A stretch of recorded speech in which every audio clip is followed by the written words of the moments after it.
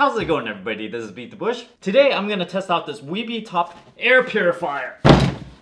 Well, normally anyone who reviews air purifiers, they might turn it on and then go, yeah, you know what? It does feel a little bit fresher. But I'm gonna put this to the test with an air quality meter. This thing over here will test particulate matter that's about 2.5 microns in size. It also tests other things like total volatile organic compounds, HCHO, temperature, and humidity. Before I do all this, of course, let me unbox this real quick.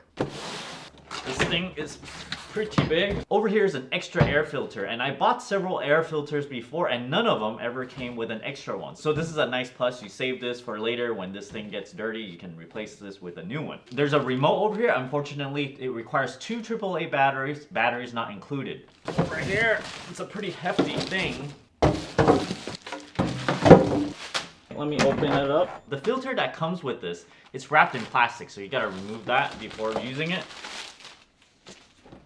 So you can see the ventilation hole is over here on the side. The front has no ventilation hole. So it breathes in air through the side over here, comes out internally, then the air goes through this air filter, and it just so happens, it looks like maybe, I don't know, about 5% of the air would go through this UV radiation chamber over here, and then go through these little tiny holes, and then that portion of the air will be cleaned by that UV ray. Now, if you run this long enough, of course, most of the air is gonna get filtered through this UV thing eventually. I've seen other air filters where the UV is essentially throughout the whole chamber, so that is something to note. Looking at this filter, interestingly, is that it actually has this activated carbon thing that's in here. You can hear it. It's kind of like one of those water filter things. It looks like it's about 1/3 of the way that has activated carbon, and then there's a regular filter in the front over here. Turn it on, low, high, and sleep. And then there's also a timer here. 1 hour, turn it on for 2 hours, turn it on for 4 hours, turn it on to 8 hours. Here's an infrared receiver. Let me put some batteries in this thing to test it out. I was just across the room and used this remote and it did work, so good. Fan, ionizer, sleep, you have a direct button over here.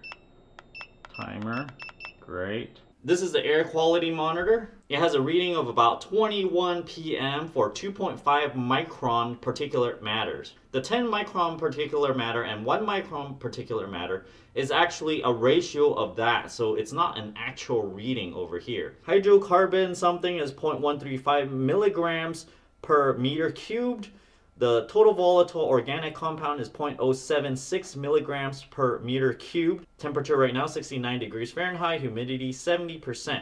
This is the air quality index, is fairly good. So now I see it fluctuated down to 19. What this thing has is actually, if you listen very carefully, there's a fan here that blows air at a constant rate through some sensors inside. So you can feel like there's a little bit of air coming out. It went back up to 21, 22. This thing can sense the air quality, and if it's bad, it's gonna turn on the fan higher. According to this manual over here, this air purifier should be able to remove a lot of the particulate matter, that is the dust. It should also reduce the formaldehyde, which right now in the air, it reads 0.091 to 0.1, so I'm gonna leave this thing on for a while and see if it improves the air quality in this area. This area is the living room and it connects with the kitchen over here, so it's a fairly big area. One thing I want to note is that the air quality right now in this room is not all that bad. So I do not anticipate it to have a dramatic effect because, you know, I'm starting with a really good air quality already. So with that said, let me turn this thing on and let it run for a while. I'm going to leave the ionizer on as well as leave the fan on high. Okay, it's about 7 hours later. I got these charts. Let me turn this thing off. Now you guys, let's play a little game over here. It started at 21.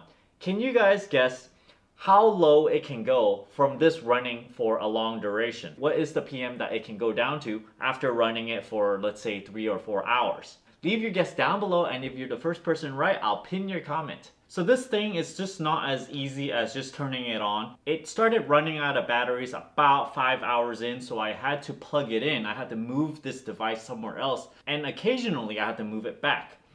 Anyhow, let me get to the data. When this thing is on, of course, the particulate matter kept on dropping. You can see from my chart, it started at around 20, and then after the first hour it went down to like 10 or so, so that's pretty good. 3 hours in, it just kind of floats around 7. It seems like that's the lowest it would go no matter how hard it worked. And then 4 hours in, you see it float around 7 to 8 or so in particulate matter, 2.5 microns. Now around 7-ish or so, I started cooking dinner. I did not think it was actually going to increase the particulate matter all that much, but in fact it did. It spiked it up all the way to about 20, and then after I stopped cooking, I stopped eating, you know, everything I turned off and stuff. The air filter was still working, and you can see it spikes up and then it gradually falls back down. You see in about 2 hours it dropped back down to 7 already. Now I have this thing on, it's reading 7, 8, 9. The formaldehyde, HCHO, has a little bit different story. I'm reading about 0.1 and it dropped down to 0.07 and it dropped down to 0.05.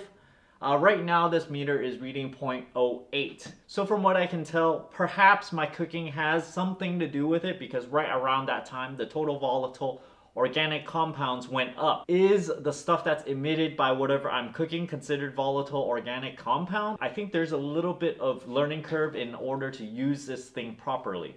So when it ran out of battery, I actually have to move this device. So moving it could have, of course, also changed the calibration and cause it to fluctuate a lot more. I know when I look at the total volatile organic compounds and the formaldehyde, if you look at the real-time reading of this thing, it fluctuates a lot. And the error bars on this thing, it's about half of this chart. So when you see, oh yeah, it went up all that much, you know, I'm not believing it, you know, 100% over here. At least in terms of particulate matter, you can tell that, you know, sometimes when you have the sun shining through really brightly, you can see all these little tiny little specks of dust.